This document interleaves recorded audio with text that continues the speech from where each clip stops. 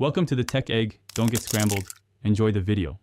You begin by opening Settings and tapping Face ID and Passcode, then enter your passcode so changes are allowed. Once done, position the iPad on a stable, flat surface and hold it at a natural arm's length, roughly 10 to 20 inches from your face. Make sure lighting is even. Avoid direct backlight. If you normally wear glasses or head coverings, remove them now or plan to use alternate appearance later so Face ID learns both looks for reliable recognition.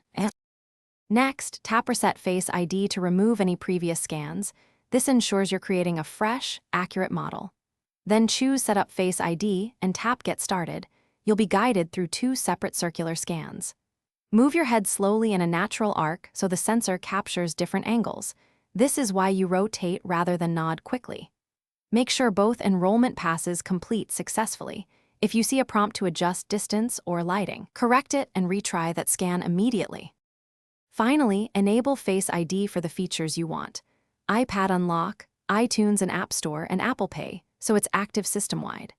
Lock the iPad and test unlocking from the same angle and distance you used during setup.